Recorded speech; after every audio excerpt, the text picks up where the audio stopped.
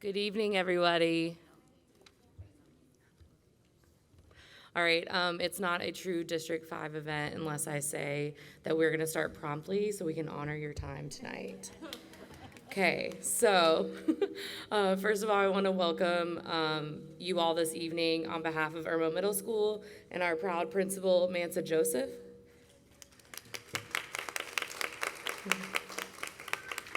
I am Amanda Neal. I am Irmo Middle's proud 24-25 Teacher of the Year. Oh, thank you. I'm so happy to see so many people who are dedicated and committed to a bright future for District 5. As a proud D5 graduate, Harbison West class of 98, Irmo High School class of 05, I know how our school board members can play a critical role in shaping policy to advance students towards real-world success and facilitate memories that will last a lifetime. So thank you to Teacher Forum, our school board candidates, and thank you for taking the time, you guys, for being here today and your commitment to our schools, our students, and our community.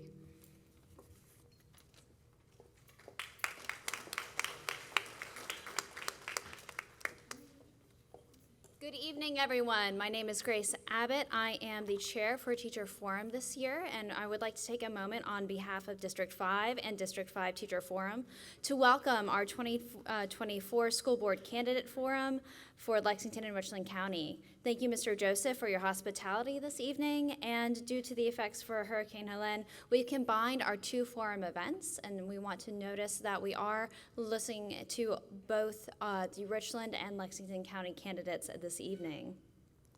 A quick moment to talk about what Teacher Forum is and how it functions. Teacher Forum is a teacher-led, nonpartisan organization that advocates for teachers, works to advance our profession, and seeks to inspire educators. The Candidate Forum is an event in which we invite our public to come and get to know the candidates running for school board. We have collected questions from our community members, and we will use those questions as we ask our candidates tonight. We would like to take a minute before we even begin to thank our candidates for participating and for answering our questions openly and honestly.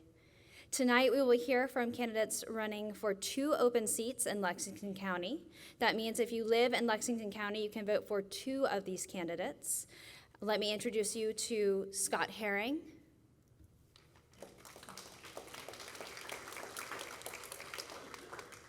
Catherine Huddle, and Ken Lovelace. You will also be hearing from the candidates that are running for the 1 open seat in Richland County. That means if you live in Richland County, you'll be voting for 1 of these candidates. Let me introduce you to Jason Bainham and Mike Ward. Prior to the event this evening, candidates submitted professional bios to us. You may access these bios by scanning the QR code that is currently displayed up on the screen. Before starting this evening, we would like to read a statement recommended by attorneys representing the school district. According to Section 8131346 of the South Carolina Ethics Reform Act of 1991, referred to as the State Ethics Act, a person may not use or authorize the use of public funds, property, or time to influence the outcome of an election. Because we are meeting tonight in a school building, we are using a public resource. Also, Teacher Forum receives some support from the school district. Because of the prohibitions of the State Ethics Act, we will not be able to entertain or answer any questions regarding the referendum, pro or con. It would be very understandable if many of you have questions about the referendum that you would like to have answered by the school district or the candidates. For educational information regarding the referendum, please access the school district's website. We suggest that you contact candidates individually to obtain information on that candidate's view of the proposed referendum. We are sorry for any confusion or frustration which may result may be the result of our protocols tonight. However, the school district and everyone associated with the school district must stay in compliance with the State Ethics Act. Before we begin tonight, if you would please take a moment to silence all alarms, as has already been demonstrated. Good job, everybody. Our event tonight will be moderated by Rochelle Dean. Miss Dean is the evening anchor of ABC Columbia. You can catch her weekdays as the evening anchor on 5 p.m., 6 p.m., and 11 p.m. live on Main and Gervais Street in Columbia. She has worked in the field of journalism for 20 years. She graduated from Virginia State University with a major in English and a minor in mass communications. She started her career in journalism as a public relations assistant for VSU and as a photojournalist for the Progress Index during college. During her junior year, she accepted a position at the WRIC TV8 in Richmond, Virginia, where she spent the next 13 years.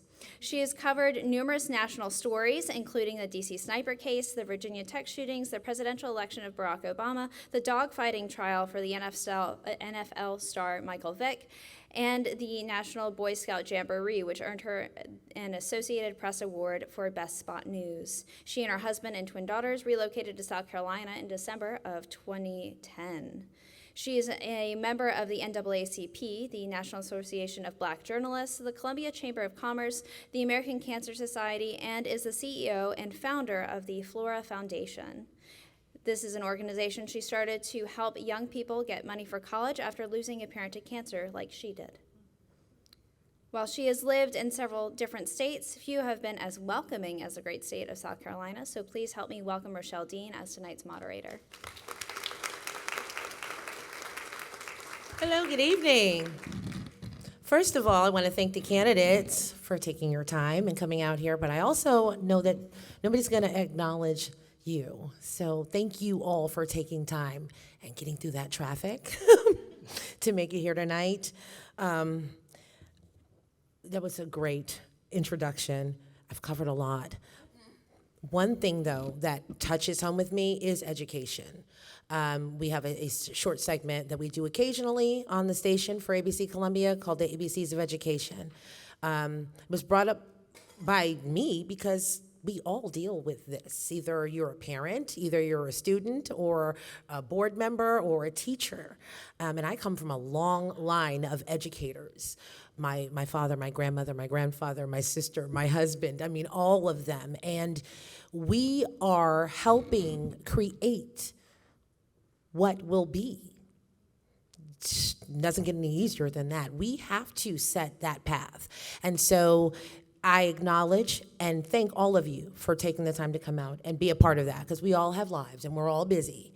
And to hear the platform that all of these candidates are running on tonight so that we can find out who can best hold these seats, who we can hold accountable, and who we can make sure will keep the interests of our schools and our children first. So let's begin.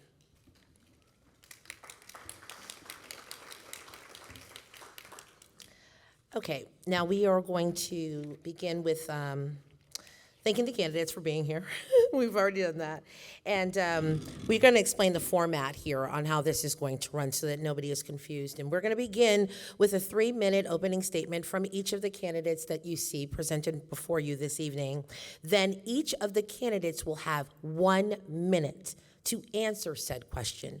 We will grab the questions from a bucket. They were all random. And once the time is up, you will hear a ding, I believe, or a ring, to let you know that your time is coming to an end. Now, the questions were submitted by community stakeholders. So this includes parents, people in the community who have businesses, teachers, different individuals who have a stakeholders in what happens here with our neighbors. We will also conclude with the candidates with a 2-minute closing statement from each of the candidates at the end of the evening. That will be shortly after 7:40 as we get ready to wrap up around 8 p.m. And we will also note that the candidates are going to take a pledge of civility. So that pledge also vows that one, the candidates will not engage in personal attacks against one another. We want to keep everything civil and friendly here, nothing verbal or otherwise. We also want to utilize the third-party groups or our volunteers to engage so that they do not engage in the personal attacks against the other candidates. Also upholding the candidates applicable, the principles that are outlined here in South Carolina's School Board Association and the School Board Members Code of Conduct, which was the one statement that was given to you, and other laws that you can also find on the website. So once again, we want to thank each and every one of you for taking the time to be out here to present your platforms and tell us why you are the best man or woman for the job. Okay, at this time, we will hear 3-minute opening statements from each of our candidates. Just because I'm ADHD and OCD, it just works for me to go left to right. So we're going to begin left to right, if that's okay. Okay. That's not left to right, but we're going to work with that. Okay, so we are going to begin with the 3-minute statements in order as they are presented. And we begin tonight with Mr. Jason Bram. Thank you. I want to thank everyone who worked to organize this event and the flexibility related to combining the forums. I'm a parent to 3 daughters in our district schools. We have a daughter at Dutch Fork High, Dutch Fork Middle, and Oak Point Elementary. We have lived in District 5 since 2013 and had the pleasure of working with many wonderful teachers and assistants. I come from a management and sales background. I was responsible for multi-million-dollar budgets and sales goals. I was responsible for managing a team, delegation, follow-up, and performance reviews.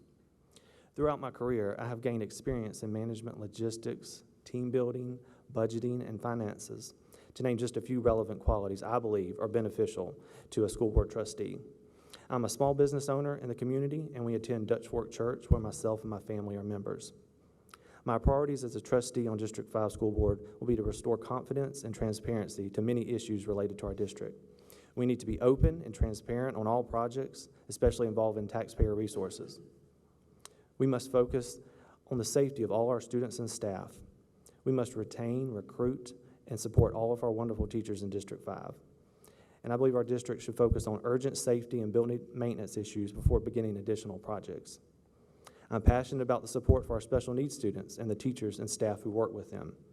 We must ensure that they have the resources necessary to serve these students and give them the best opportunity to learn. I believe through my work experience and as a parent, this can provide a unique viewpoint that will benefit all of District 5. Thank you, Mr. Bana. Mike Ward. Good evening, everybody. Thank you for putting on this event, Teacher Forum. To our host, thank you. And to everybody in the audience, thank you for attending and listening to all of our viewpoints and everything that we have to say tonight.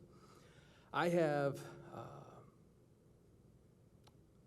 2 kids that are currently in District 5. I was getting ready to say 3. I graduated one 2 years ago. Or I should say y'all graduated one 2 years ago from Dutch Fork High School. She's living the best life right now at USC Aiken, thanks to all of the wonderful support she got from District 5.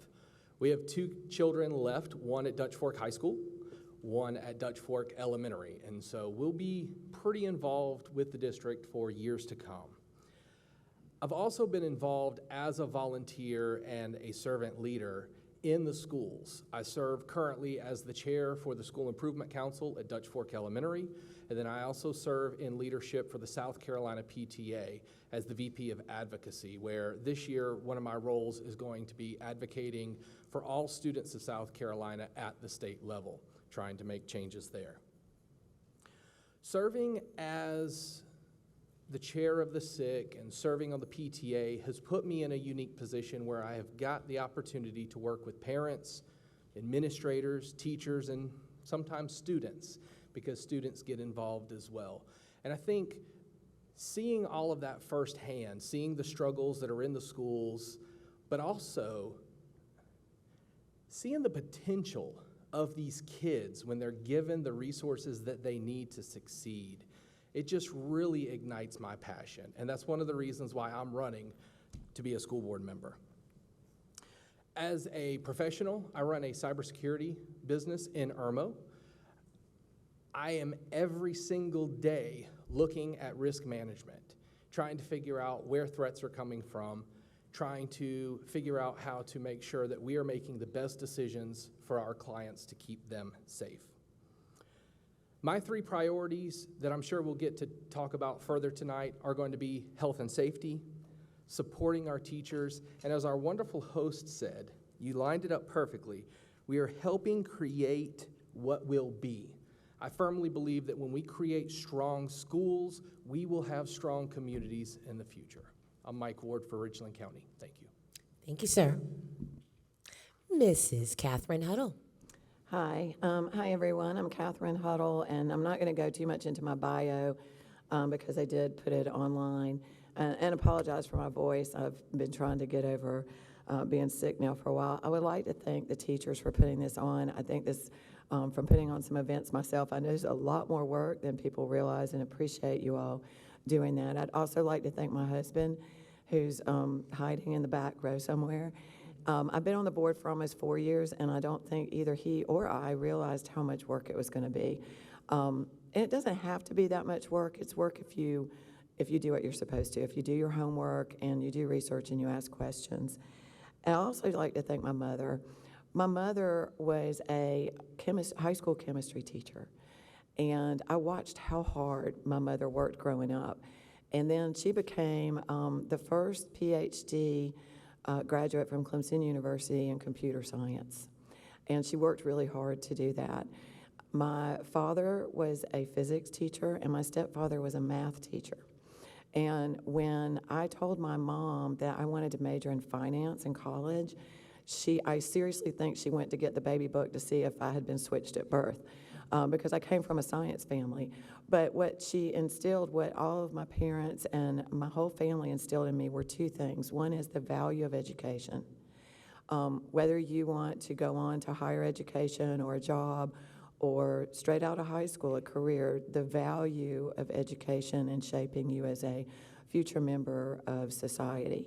The other thing that they instilled in me was giving back, and that's why I ran for the school board. I watched a lot of school board meetings, and what I saw is that a major responsibility of school boards is finance.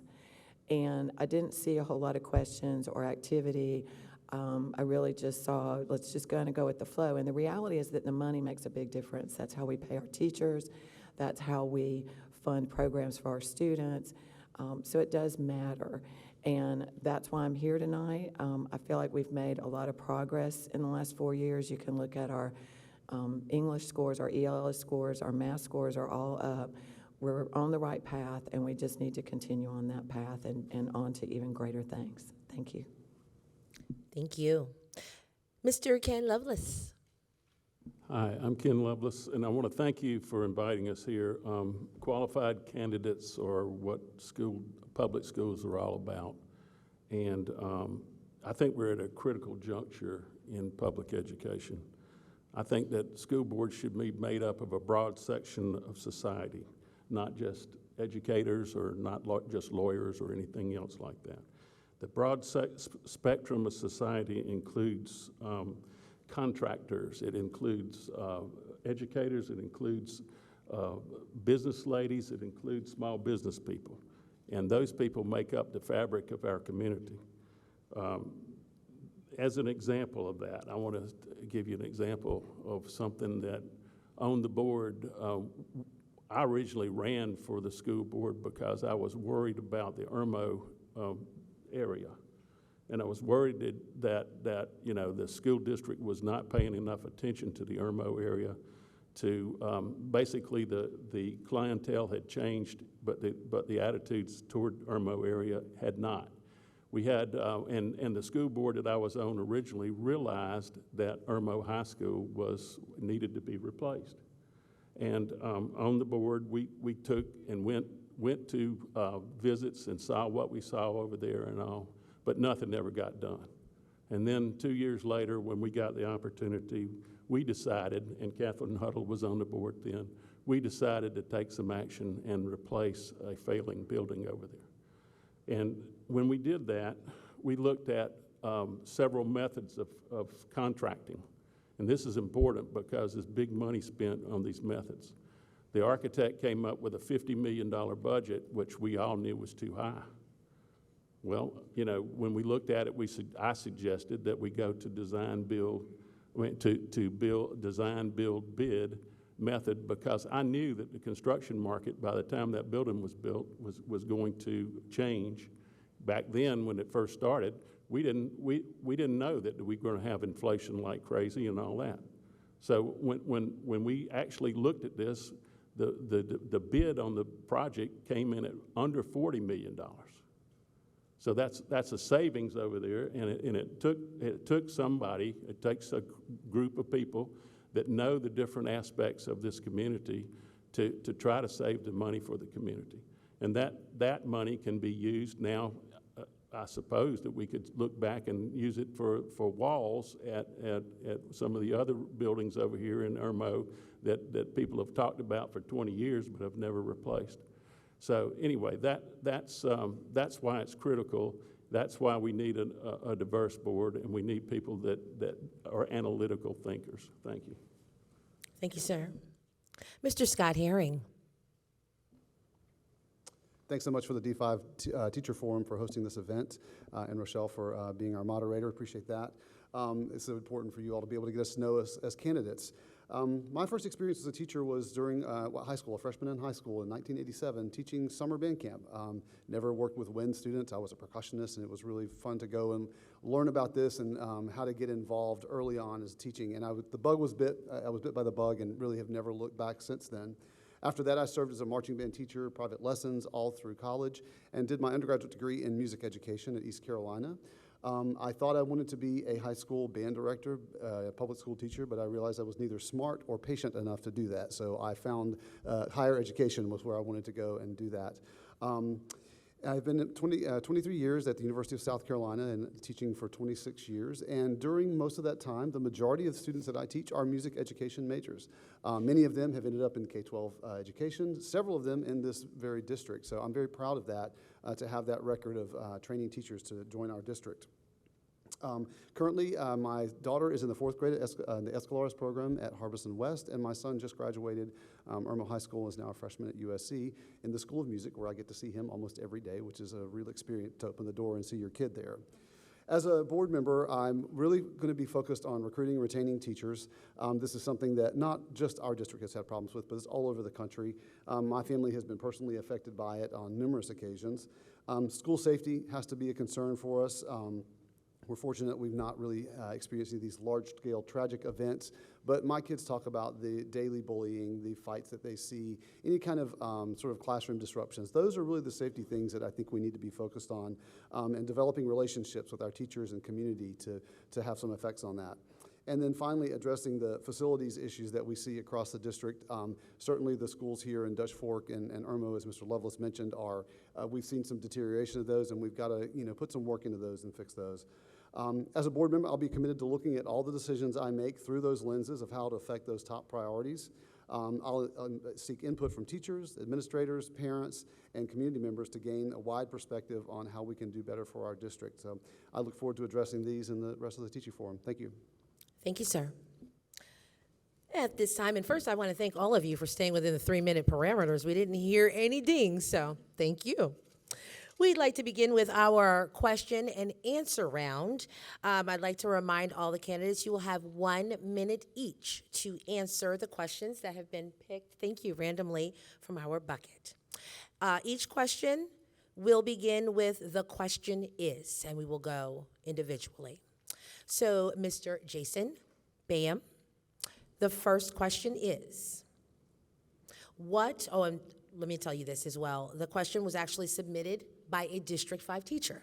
So thank you for whoever submitted this question. What is the most critical issue that is facing our district right now, and how do you plan to address it? Thank you for the question. So in my view, the most critical issue that we need to address right now are the safety issues that we've got going on with our schools. We need to make sure that first, before we can do any sort of learning, that we've got everything locked down and secured, that we're focusing on how we can best protect our students, our staff, and we can, in turn, protect their mental health by providing a safe area to learn, and then we can move forward with focusing on the teaching aspects. And the next question will be for Mr. Mike Ward, and I'll repeat it for you. What is the most critical issue that is facing our district right now, and how do you plan to address it? Thank you. Most critical issue, I think the most critical issue is tied. I have to agree with Mr. Bainum that safety first matters, right? We have to make sure that our schools are safe. But more importantly, we also have to make sure that our schools are healthy. And when I say healthy, I mean that the buildings are actually in the correct repair for teachers to be happy to come to work. They're well lit, they're not leaking, there's not mold growing, anything like that. We've had the recent reports of HVAC issues and the lack of air conditioning during the summer. So we gotta make sure that stuff is fixed. So for me, it's twofold. We have to focus on safety, but at the same time, we have to fix our schools. Thank you. Thank you. Mr. Scott Herring, what is the most critical issue facing our district right now, and how do you plan to address it? It's my top priority. It's teaching, recruiting and retaining teachers here in the district. As I said, my family's been affected by this on several occasions, and there are many ways to do that. We all know teacher salaries is one way, which we are actually doing pretty well on teacher salaries, although we can always use more in the teachers' pockets. But respect to our teachers is a very big thing. Our teachers want to know that they're trusted to do their job. They want to have the time to do their job. Protecting their unencumbered time is something we have to do as a district to make sure that they have time for their families, they have time to actually work on research for their classes, and do good for their students. Mrs. Catherine Huddle, the question is, what is the most critical issue facing our district right now, and how would you plan to address it? The most critical issue is teacher recruitment and retention. Teachers, I mean, if you were building asphalt roads, asphalt would be the most important item that you did. And you don't reach children, you don't teach children how to read or math or anything else without teachers. And we are in a national teacher shortage. And there's a lot of factors that play into that, but what we can do is be different. We can be better, in the Midlands especially. And I fought to get our teacher pay up to the highest level, match all the districts, other district areas, all the other Midlands districts. Unfortunately, I did not win that vote, but I'm not done. We need to improve our discipline.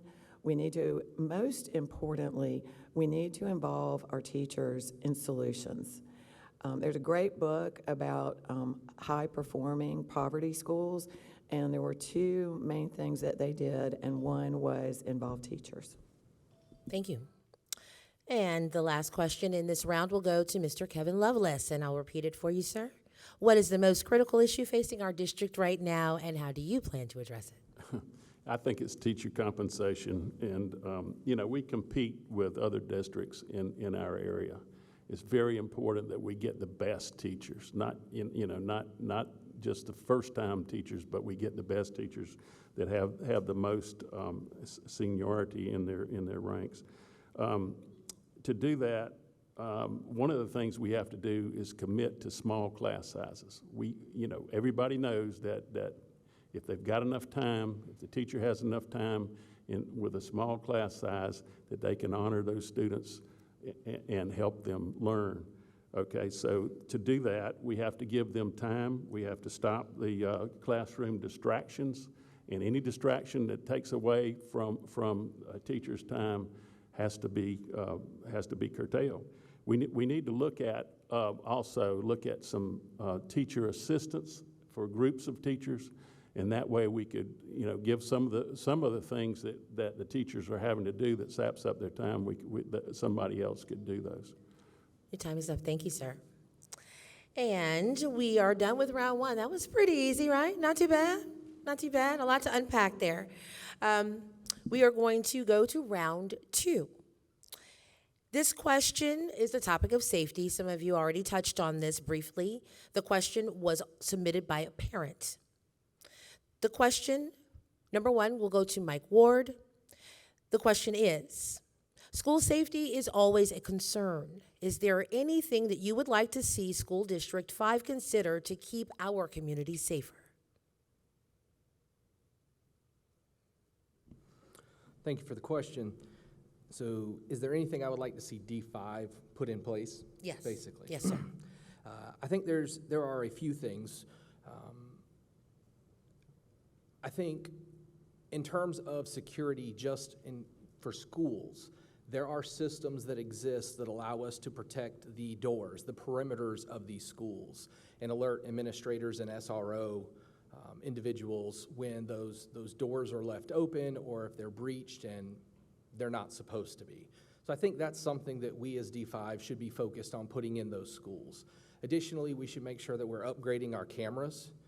There is some amazing technology out there that works with AI to help identify strangers in a building and let people, i.e. the administrators, know where those people are. I think just real solutions like that make a lot of sense to me, and I think that's what we should be focused on when we're talking about improving the security of our schools. Thank you, sir. Question number 2 will go to Mr. Jason Bam. The question again, sir. School safety is always a concern. Is there anything that you would like to see School District 5 consider to keep our community safer? Yes, absolutely. So first of all, we need to make sure that all of our district schools have a SRO.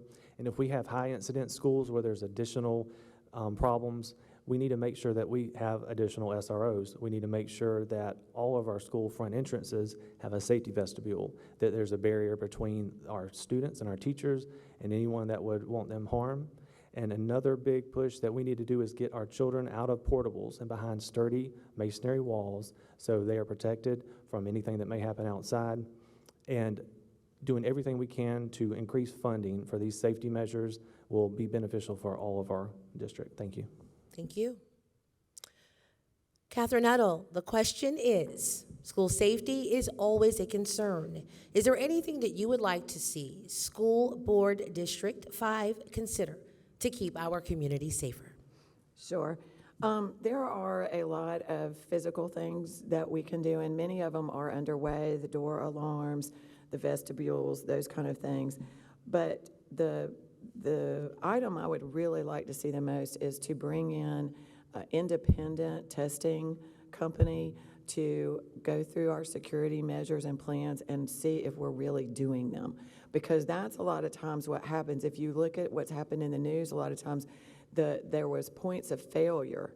So I would like to see an independent company come in, test a few of our schools, and come to the board and report to us, which would have to be an executive session because you don't want to advertise it, but let us know where those points of failure are so that we can fix them and get better at what we're doing.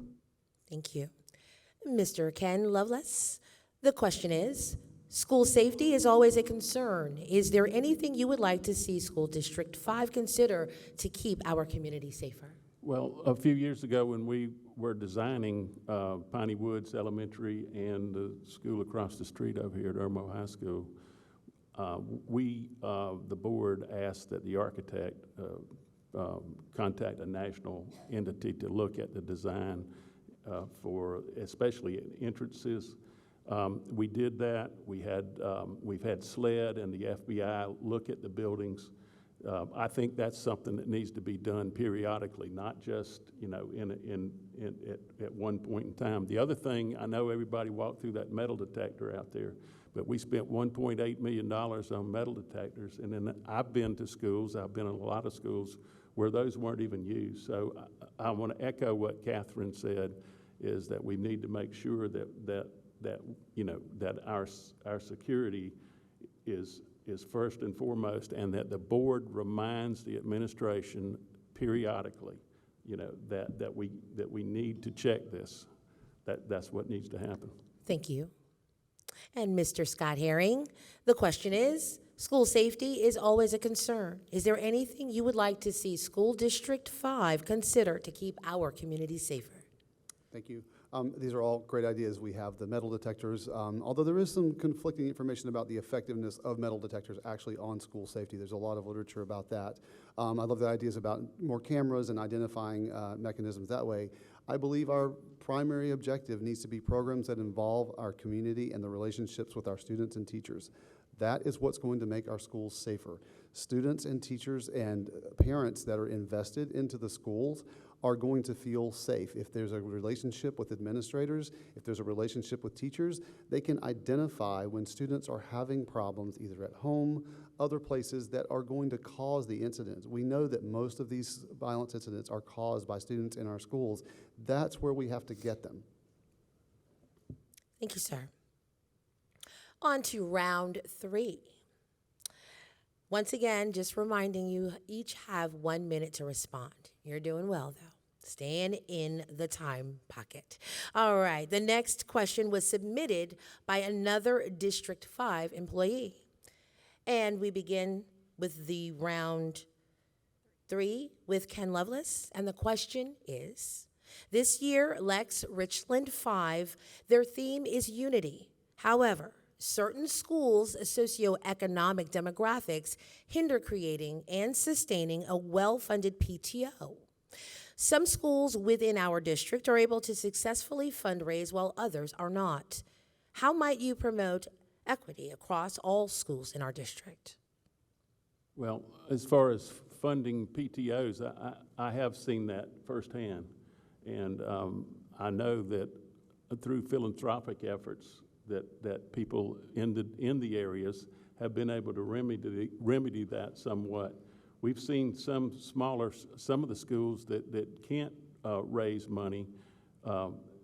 I think that would be better served for us to look at the ones that can raise money and see if some of that could be shared. And I just believe that philanthropic efforts through those in a more entitled community could help, and I think the district could help by making that known and then going out there and making sure that some of the funds were put in those areas. Thank you. Mr. Scott Herring, we continue with you in the area of budgeting and funding. The question is, this year's Lex 5 theme is unity. However, certain schools' socioeconomic demographics hinder creating and sustaining a well-funded PTO. Some schools within our district are able to successfully fundraise, while some are not. How might you promote equity across schools in our district? Well, that is certainly something that I think several of our clusters feel is this equity discrepancy that we have in the district. I hear it from parents all the time. I love Mr. Lovelace's idea about philanthropic efforts and spreading that wealth. I think that was my first idea that comes to as well, because we know that all of our parents aren't able to participate in PTOs or have the time because of work obligations where they could actually go and raise money and do car washes and those kinds of things. So the more we can do to help the entire district, either through targeted philanthropic means that will then spread to the district, I think we're going to have more equity throughout the district. Thank you, sir. Mrs. Catherine Huddle, the question is, this year's Lexington Richland 5 theme is unity. However, certain schools' socioeconomic demographics hinder creating and sustaining a well-funded PTO. Some schools within our district are able to successfully fundraise while others are not. How might you promote equity across schools in our district? First thing I think we need to look at is what are the PTOs paying for? If a PTO is having to raise $40,000 for a legitimate need, a playground or that, to me, that needs to be looked at by the board in our funding. We need to start with the equity there. Make sure that all the playgrounds, all of the things that are being funded by these PTOs, where reasonable, that those are actually funded by the district. The other suggestion I would make is we had a partners between schools when we did an attendance challenge. I'd like to see us do that. Maybe partner, Harbison West with Lake Marie Elementary, those kind of things, and get those PTOs working together. Thank you. The next question is for Jason Bainham. The question is, this year's Lex 5 theme is unity. However, schools' socioeconomic and demographics hinder creating and sustaining well-funded PTOs. Some schools within our district are able to successfully fundraise while others are not. How would you promote equity across the schools in our district? Absolutely. So I believe that maybe we could have a cap out for PTO organizations within our district, let's just say $50,000. Once that district reaches that, I think there could be an agreement between the principals among the district that we have some sort of deal where, it goes to the schools that are not able to meet those funds. And again, if we have a budget line item at the district where we can help fill any discrepancies. We especially want to make sure that this is kept funding fun and exciting options within the PTO organizations and any necessities that they're being funded by the district. Thank you, sir. And the last question in this round goes to Mr. Mike Ward, and the question is, this year's Lex Rich 5 theme is unity. However, certain schools' socioeconomic demographics hinder creating and sustaining a well-funded PTO. Some schools within our district are able to successfully fundraise while others are not. Sir, how might you promote equity across schools in our district? Thank you for the question. From my experience working with local PTAs and working at the SCPTA with PTAs across the state, we've seen this. We've seen areas where they have great fundraising efforts and then areas where they have great fundraising efforts, but not a lot of results. And so I think some information sharing is great. Some additional training that could be offered through the district is very helpful. Sometimes PTOs don't realize what's available to do fundraising. One of the things that I found very successful, and it goes back to one of my priorities of strong schools and strong communities, is when PTOs partner with local businesses, local entities that are willing to put forward that philanthropic effort and partner with the schools, partner with those PTOs to make it successful. And so that's what I would encourage. Thank you, sir. We are moving on to round 4. We begin this round with a question that revolves around roles and responsibility. This question was submitted by a retired school board member. We begin this with Mr. Scott Herring, and the question is, do you believe term limits are appropriate for school board positions, and how many terms do you believe is appropriate? I've honestly never given any thought to that question. But I believe I would support term limits, and probably no more than 3 terms for single board members. That would be 12 years. I think at that point we'd be seen enough of that perspective and time to move on to a different perspective. Thank you, sir. And the next question will be from Mrs. Catherine Huddle. And the question is, do you believe in term limits, that they are appropriate for school board positions? And how many terms do you believe would be appropriate? I do believe in term limits for all positions, and I would say actually probably 2. I think 8 years is good. Thank you.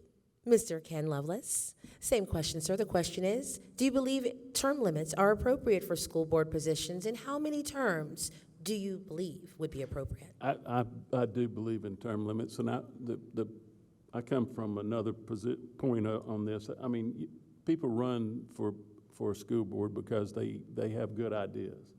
And if you're not able to get your idea across in 8 years, you probably wasn't that great an idea. So, I believe that 2 terms should be the limit, and that the sitting board members should foster other people to run that would be qualified and help them, become interested.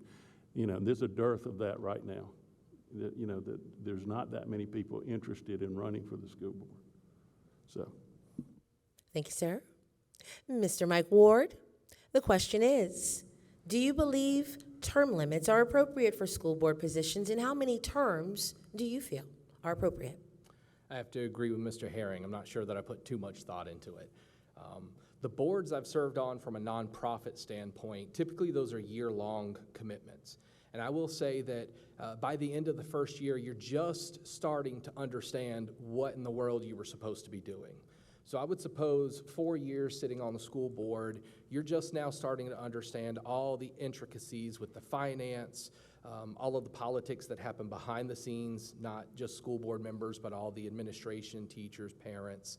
And so 2 terms, 3 terms, that sounds about appropriate, but I would definitely be in favor of a larger discussion.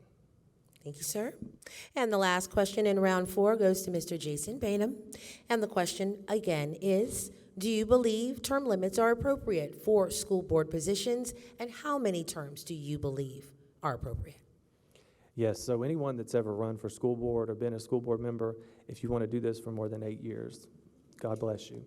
So I do believe that 8 years is plenty enough time to get your point across, get your work done, do the help that you can to improve the district, make it a better place. Wonderful, thank you. Okay, we are on to round 5. Moving right along, guys. And once again, 1 minute to respond. This question is about support. The question was submitted by a community member, so thank you, members of the community as well. And we begin round 5 with Catherine Huddle. The question is, oftentimes I hear teachers say they want to feel supported and respected as professionals. How will you, as a school board member, show both support and respect to classroom teachers? What does that look like in your role? I hear that a lot too, and I think it's multi-pronged. First of all, pay does matter. Any of us who've worked, in the workforce know that even if you don't need the money, it says something about the way you're valued. Same thing with time. Too many teachers have to give up their planning periods, give up their lunch periods, go to meetings that could have been handled through a memo. We need to respect their time. And then most importantly, we need to respect their input. Going back to what I was talking about before, we have real problems in our schools. We have kids that can't read, can't do math, have home life problems. Let's get our teachers involved and make them feel secure that their input's valued and they're not going to be hammered because somebody doesn't like the answer that they give us. We need to be open to all that feedback.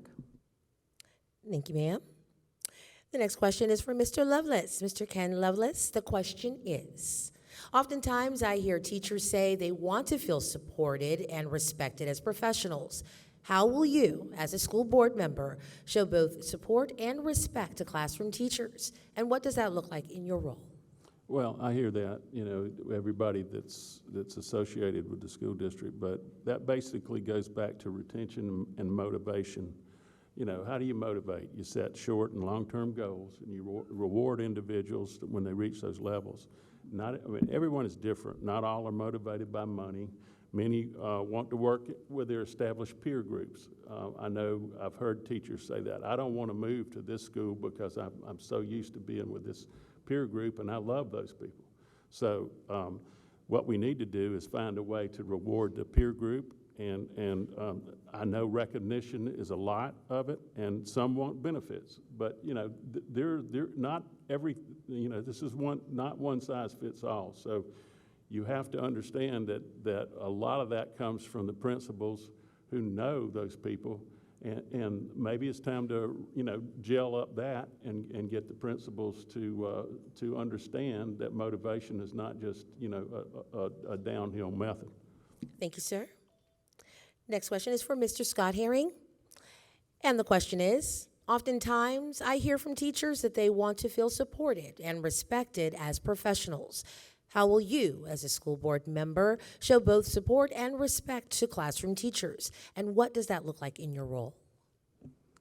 I think one great example that we've seen of this recently at one of the recent board meetings, the board was unanimous in the support of teachers in looking at their supplementary materials in their classrooms, and those being able to be the ones to vet their own materials.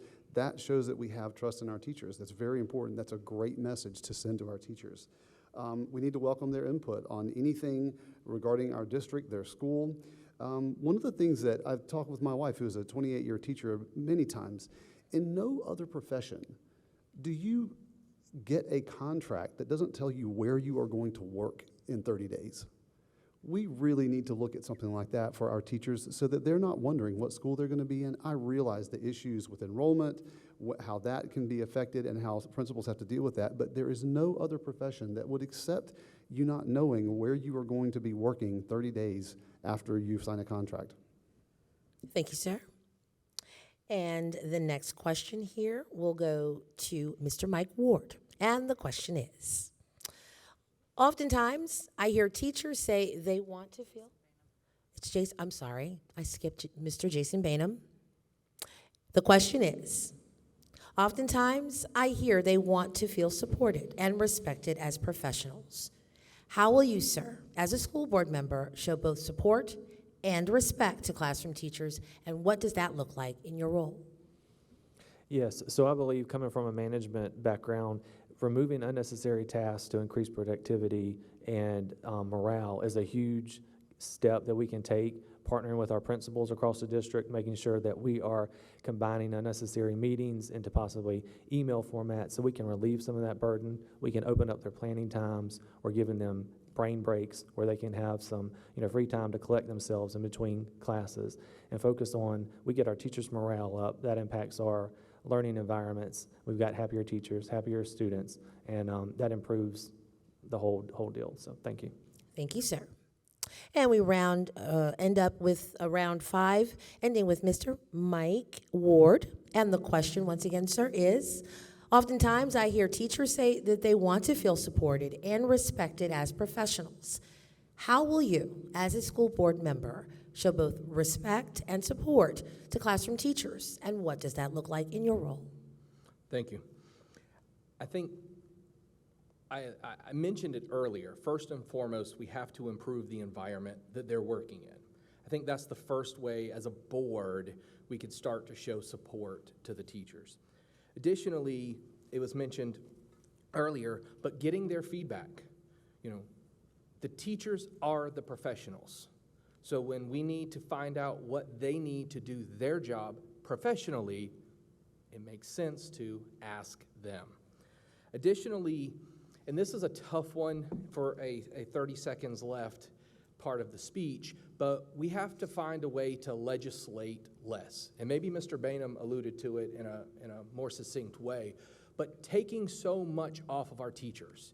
We have federal laws, state laws, there's things teachers have to do, but the more we can take off of them and get them in the classroom doing their professional job of teaching, the better. Thank you, sir. Round 6, people. Round 6. This question is around the topic of facilities and infrastructure. This question was submitted by a Rich Elects 5 parent. And the question is for Mr. Mike Ward. How would you hold contractors who do work in the districts accountable for their work? Would you want to close out inspection?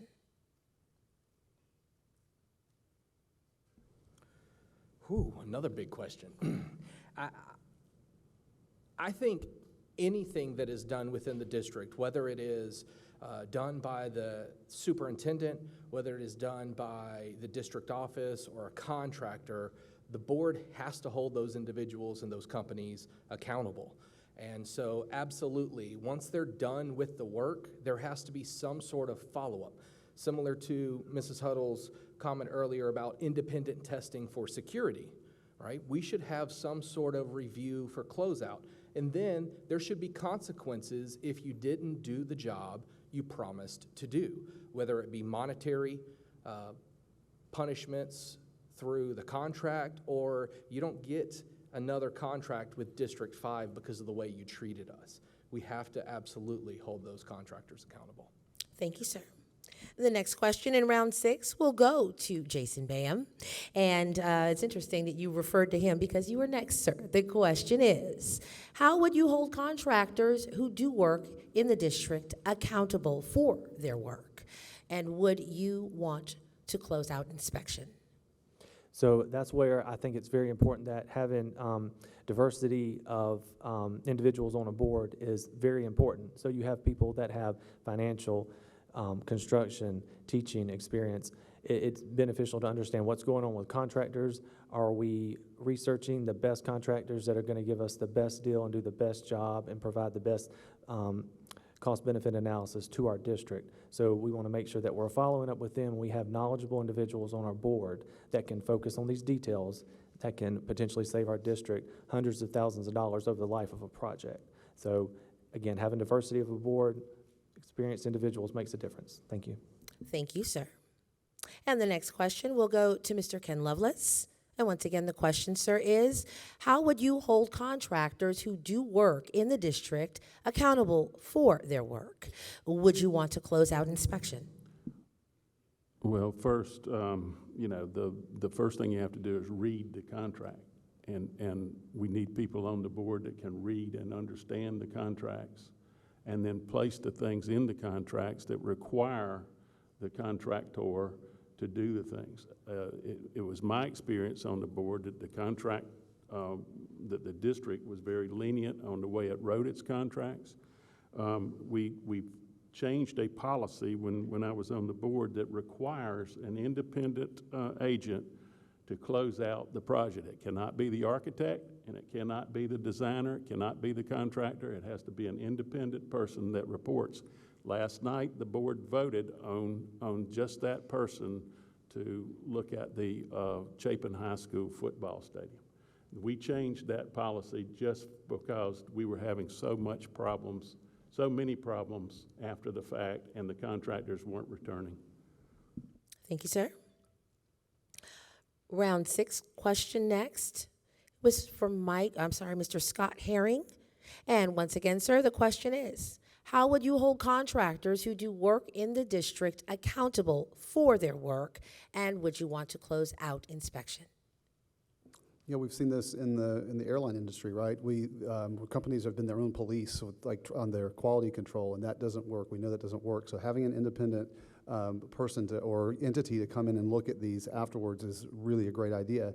And none of us buy a home or a car without a warranty. I believe it's really reasonable for us to have those kinds of things built into the contracts so that either offers financial money coming back to the district, or they have to complete work within a certain amount of time and no cost to the district. Those are the things I think would really hold the contractors accountable. Thank you, sir. And the last question in round 6 will go to Mrs. Catherine Huddle. And once again, the question is, how would you hold contractors who do work in the district accountable for their work? Would you want to close out inspection? I would echo Mr. Lovelace's remarks. In fact, he's really the expert on this, and he has taught me so much. And the only thing I would add to it is it takes a strong stomach. It's conflict, right? When you find out that a roof is leaking that's only 4 years old and the contractor doesn't want to pay to fix it. And, I call that other people's money. And too often, board members are willing to sit there and ignore it because it's not their money. And that's inexcusable. So what we need is board members who will do everything that Mr. Lovelace said, but then will also stand up just as if it was their own money and their own building. Thank you, ma'am. And thank you for the questions. Everybody, all the candidates are absolutely correct. These are loaded questions, but need to be presented and need to be answered. So thank you guys for giving us such great answers and questions as well. Okay, round 7. I don't have a page 7. Did I go backwards? Yeah, here we go. I have an extra page. All right, we're going to be round 7, and the first question is going to Mr. Jason Bam. And the question, sir, came from a District 5 student. This is the first question we've had tonight from a student. It revolves around educational trends, and the question is, as a high school student, I am very aware that the grading policies in our high schools are vastly different. How will you ensure the grading is fair and consistent across our high schools so that students at some schools in our district do not have inflated GPAs compared to others held to more rigorous guidelines because grading policies are actually followed and enforced? So I've had the pleasure of sitting in quite a few board meetings this year where they've talked at length about the grading policy and the updates, and the district's still working on adjustments to that. But we want to make sure that we're giving every student the opportunity, especially if they have like a crisis in their personal life, their home life, if there's something medical that keeps them from attaining, the grades that they want, that we're giving them opportunities and protecting them. But we also want to make sure that we're not giving students a free ride either. We want to make sure that they're working hard to earn their grades and put the work in, and that there's set guidelines there. So that's one thing that the district's still working on finalizing to make sure that it's manageable throughout. Thank you, Mr. Bainum. The next question in round 7 will go to Mr. Mike Ward. The question once again. As a high school student, I am very aware that grading policies at our high schools are vastly different.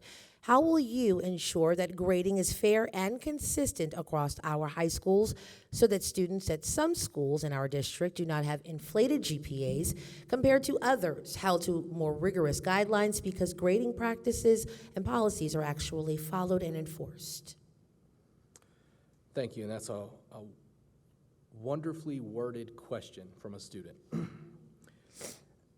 As the role of board member, I don't believe it would be mine or our role to ensure that specific component.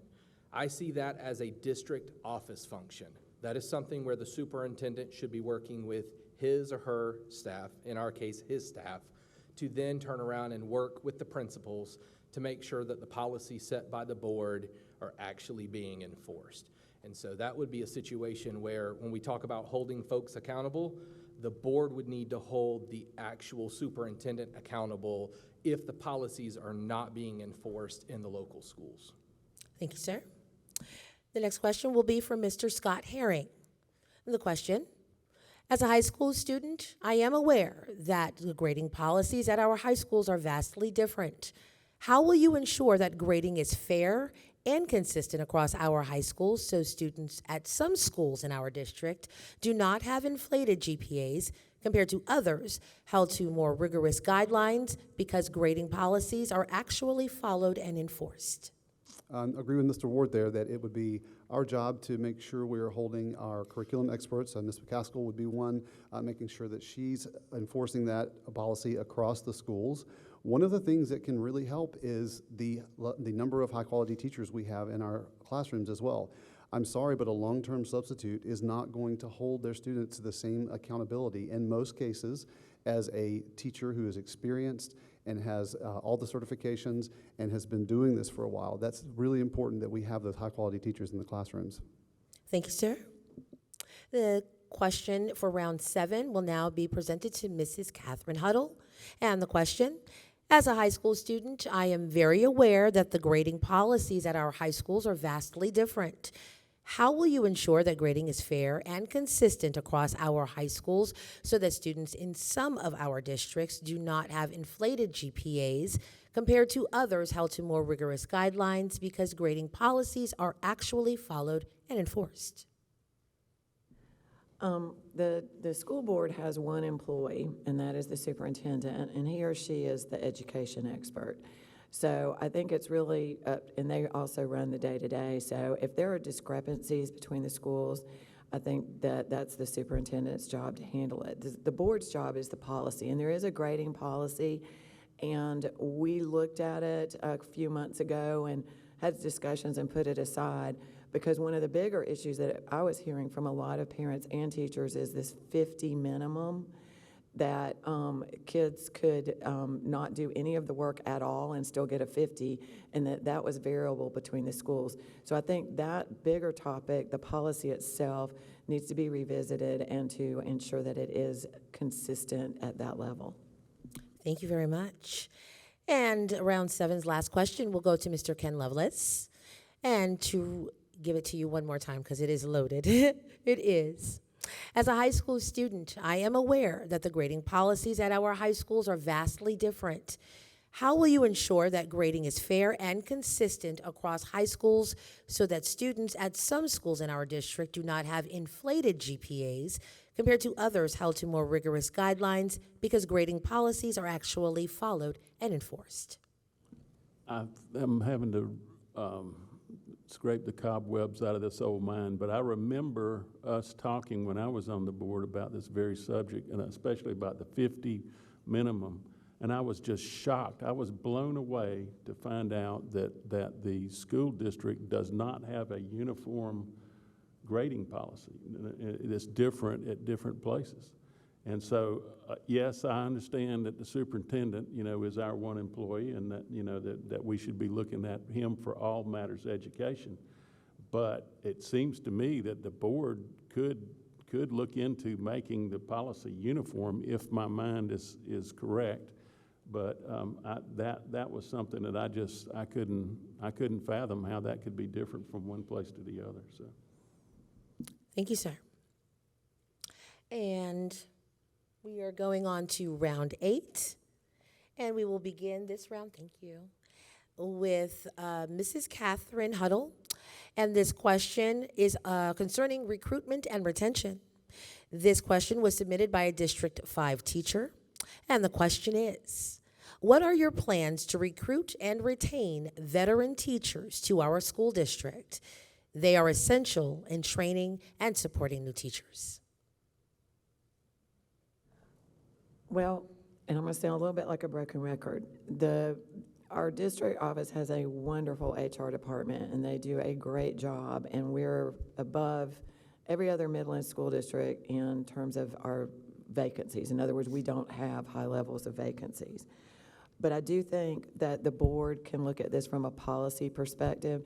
If you look at U.S. labor statistics, teaching is kind of comparable to like a business degree right out of the gate, but 10 years later, 20 years later, there aren't promotional opportunities if you don't want to be a principal. So I think we need to look at, there's a lot of needs to help other teachers that veteran teachers can participate in. So I would like to see us have some programs and some better stipends to encourage our veteran teachers to stay with us and to utilize them to help some of our other teachers because they're a wealth of knowledge. Thank you. The next question will go to Mr. Ken Lovelace. The question is, what are your plans to recruit and retain veteran, it says it in bold, veteran teachers to our school district? They are essential in training and supporting new teachers.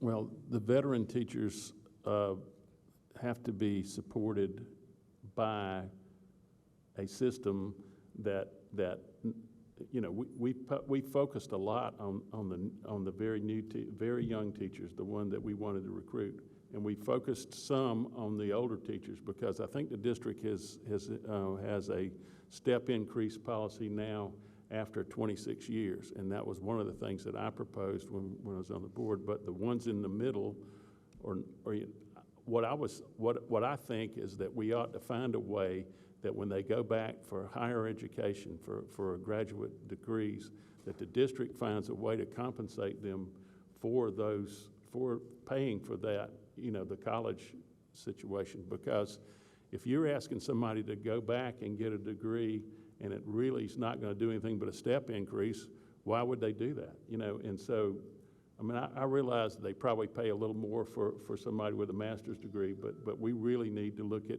how we compensate that. Thank you, sir. The next question is for Mr. Scott Herring, and the question is, what are your plans to recruit and retain veteran teachers to our school district? They are essential in training and supporting new teachers. Thank you. Yes, agree with Mr. Lovelace. I had the same thing written down, that our step increase beyond 27 years now is a big factor. My wife and I were looking at some of the other districts that were not, this district was not going past 27, but many were going to 30, 32, 33 years. So I think that's one step in the right direction. I think we continue our contract agreement teachers as well. So even though they may want to be retired, they can still be back here. Those are going to be some of our most important teachers. They're going to be the most experienced teachers. And we should look into milestone bonuses for our teachers at 10, 15, 20 years, something to sweeten the pot for them to have them stay here in our district. Thank you, sir. Mr. Mike Ward, the question is, what are your plans to recruit and retain veteran teachers to our school district? They are essential in training and supporting new teachers. Thank you. You said something very critical in that question. You talked about them training and supporting teachers. If we were outside of the government world and we were operating in the regular business world, somebody that takes on an additional role typically receives additional compensation.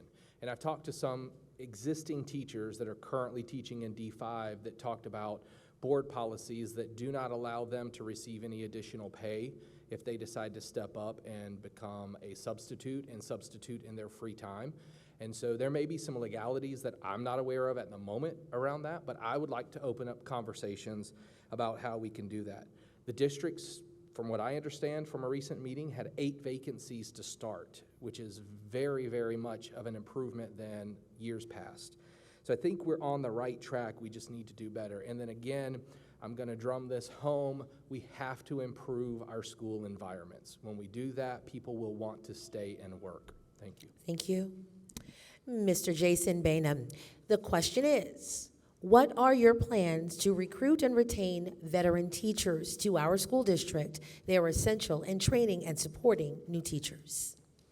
So I think anyone that's involved with the education world understands that teachers don't do this for the money. They do it because it's a calling. They do it because they have a heart for children and for helping build future leaders. So from working in the outside, management world and all of that, when you do a job each year, you get a performance raise if you've achieved your goals set by your supervisor. And I just don't see a point that if we're able to continue building new projects and big fancy stuff, if we can't continue to support our teachers, to me, that's a sad thing that we can't continue to support our teachers in providing them increases in their pay based on performance. Thank you, sir. We are now in round 9. We begin with this question that revolves around censorship. This question was submitted to District 5 through a District 5 teacher. We begin this round with Mr. Ken Lovelace, and the question is, how will you support academic freedom in terms of accessibility to books and texts? Well, first of all, the school board is a entity of the state of South Carolina, and I suppose that we're talking about this latest situation with books and so forth, but there have been laws passed about that. The school board has to basically support the law. It's not the school board's job to make the law. It's the school board's job to make sure that the law is put in place and enforced.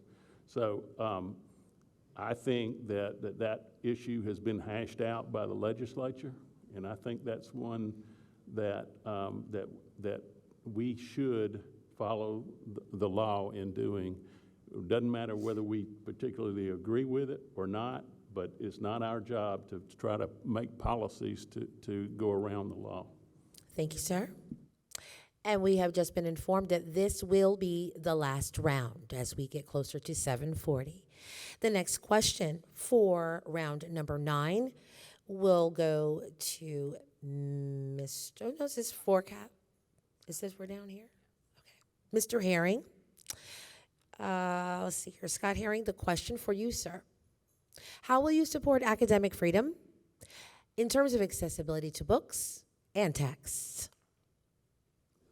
Thank you. I 100% agree with Mr. Lovelace. We cannot risk our state funding by not following the law. However, the proviso that makes me uncomfortable, the parts of the proviso that makes me uncomfortable is the returning the adjudication back to the school board rather than to the committees that we had before. If there's ever a time to have educators on this board, that is the exact reason to have some educators on the board. Those are the folks that are going to be able to look at these from an educational perspective, maybe with less emotion, and be able to have a better judgment about these books or materials or whatever it is that we're challenging to make a better decision. Thank you, sir. And the same question will now go to Jason Bainum.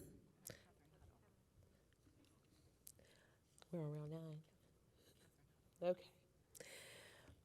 It's going to go to Mrs. Catherine Huddle. Pardon me. That's all right. I'm like, where are we in this list here? Okay. Mrs. Catherine Huddle, the question for you, ma'am, is how will you support academic freedom in terms of accessibility to books and texts? First of all, we do, it's a state regulation that was passed this year that we do have to follow, and there was some flexibility in how we followed it, and I actually was the one that recommended that we let the teachers supervise themselves, basically. They're professionals, give them the rules, and they supervise themselves.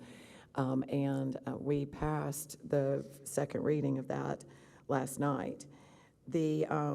I will disagree with Mr. Herring in that I think that any challenges, and we have to do it anyway because it's the regulation. The regulation says they have to come to the board, but I think they should come to the board because the standard of decency in South Carolina and the nation is community standard.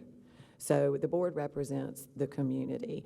And these regulations really are predominantly designed to protect students against inappropriate sexual content. Thank you very much. And the next question will now go to Jason Bainham.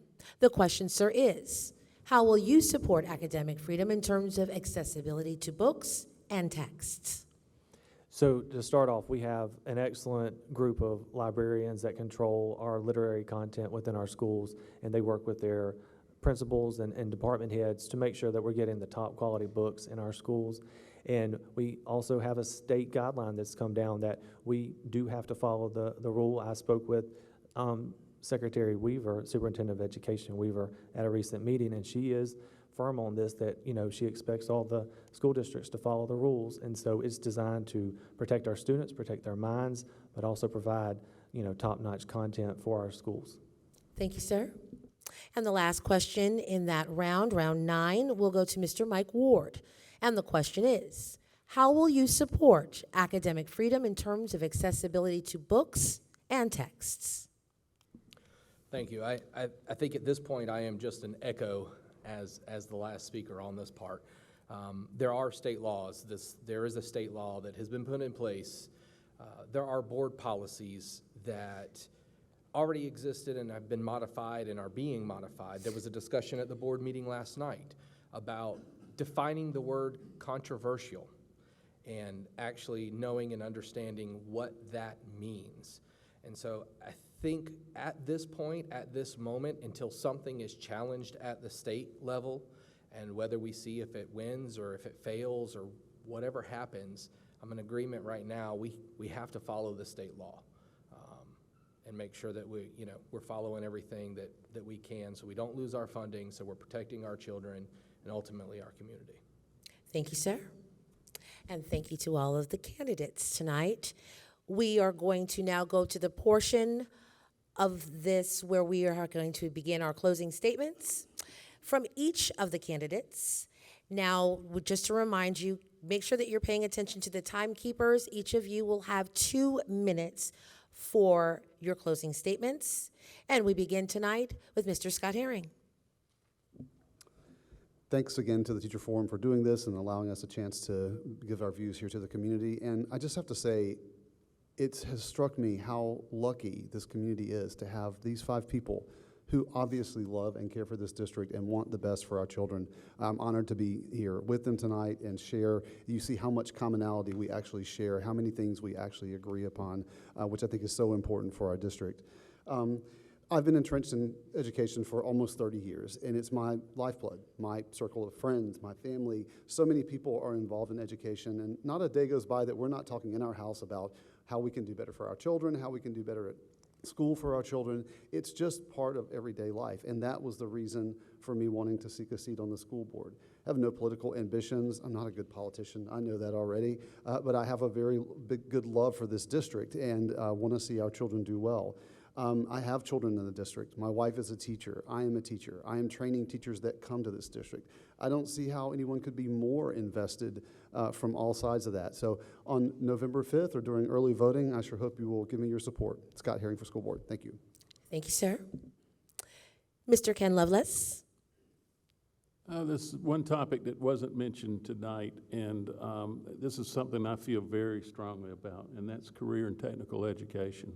You know, one size doesn't fit all. Not all students can go to college, want to go to college, or even are going to college. So, you know, this district for a long time has put on the facade that it is going to push everybody toward 4-year institutions. While that's a great goal, it doesn't actually happen a lot, and then we're leaving out a bunch of students that could be very productive in our workforce. I have been working on internships, and the internships are leading to jobs after graduation. These are with medium-sized companies, and to date, I've worked on them with surveying, electrical, EMT, which is medical training, architecture, construction, and welding. And I've gotten 53 internships since I've been off the board. These are with good, medium-sized companies. This isn't your low-hanging fruit where the people go to work for Prisma or something like that. These are good jobs with medium-sized companies, and the owners of the companies have agreed to kick the tires with the kids, and if they like each other, then they would help defray most of their college at Midlands Tech. We just looked at a situation, I just talked to somebody the other day, the same thing with special education students, and I'm sure the district has avenues for that. But anyway, I just want to make sure what we're doing is looking at the bottlenecks in each of our 20 different disciplines and removing, trying to get our kids trained to do those bottlenecks, you know, whatever it is in there. My dad used to say, son, don't bring me problems, bring me solutions. And if we can do that, these employers will be kicking down the doors to get our kids. Thank you. Thank you. And the next question here in the closing statements goes to you, Mrs. Catherine Huddle. Thank you. We alluded earlier to the role of the superintendent, but what we really haven't talked about is the role of the board. And legislatively, there are a lot of things that the board can delegate to the superintendent and does. But there are a lot of things the board cannot. We cannot delegate the approval of the budget. We cannot delegate setting tax rates. We cannot delegate issuing bonds. We cannot delegate approving new facilities.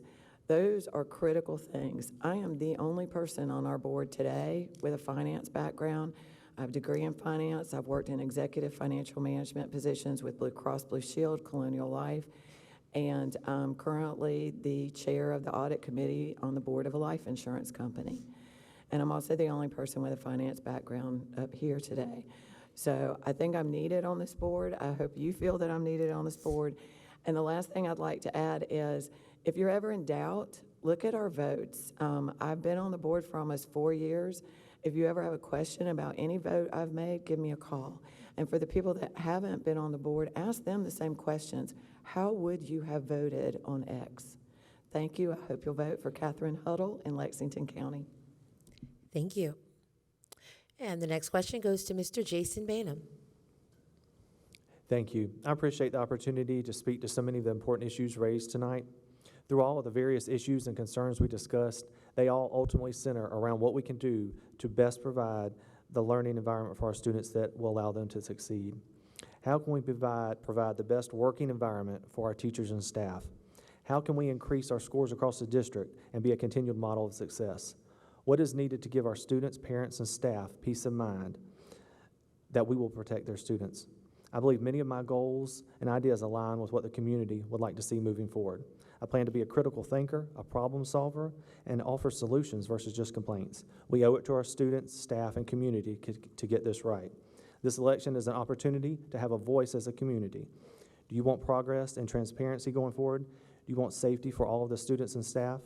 Do you want our school board to focus on what unites us and act on that? If so, I look forward to your support this November. Vote Jason Banham for Richland County. Thank you, sir. And the last time we have here for closing statements will go to you, sir, Mr. Mike Ward. Thank you so much. Thank you again to the Teacher Forum, to our wonderful host, and all of the folks that are in the audience and the fellow candidates that are currently running for position. During the superintendent's report at board meetings, Dr. Ross has given the public an example of an 8th grade ELA class where more than 80% of the students are not reading at grade level. Folks, he states that there are 8th graders reading at the 2nd, 3rd, 4th grade levels in 8th grade, at the end of 8th grade. He says that the best hope they could have if they increased an entire grade level every single year would be to graduate as an adult reading at a 6th grade level. I'm sorry, but as a district, as a parent, as a concerned community member, we have to do better. Why I'm asking for your vote is that I have been involved in the schools for years as a volunteer, as a leader. I have a strong business background. Definitely don't have all of the financial expertise that Mrs. Huddle does, but I am the treasurer of a nonprofit, so a little bit of experience. I am also a very involved and concerned community member. We've lived in Irmo for approximately 10 years. We plan on living here for at least another decade, maybe a few decades. We want to see our community strong. We want to see D5 strong. I am ready to serve the needs of District 5. That's the needs of the students, the teachers, the admins, staff, and the community. And so I'm asking for your vote when you show up to the precinct and vote for Richland County School Board, District 5. Thank you, sir. Ladies and gentlemen, Mr. Scott Herring from Lexington County, Catherine Huddle, Lexington County, Ken Lovelace, Lexington County, Jason Bainham, Richland County, and Mike Ward, Richland County. Please give them a hand for coming out and sharing all your thoughts with us tonight. I would also like to take a moment to ask all the members from School District 5, as well as staff, members, and the teacher forum to please stand a moment. We would like to recognize you and give you all a big hand because this is an undertaking. Thank you all.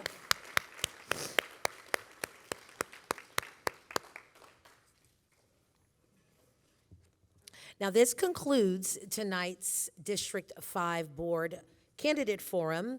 And of course, you guys will be heading to the polls to vote on November 5th. So I hope that this was instrumental, helped you meet the individuals who are running and vying for your vote, and give you a better idea of who you think will be able to take this district to the next level.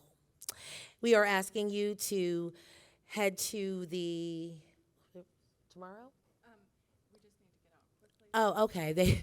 We got to go. You don't have to go home, but you got to get out of here. They're saying to leave promptly. They have to get ready for the school tomorrow. Thank you all for your time. Thank you very much. Have a great night. Be safe going home.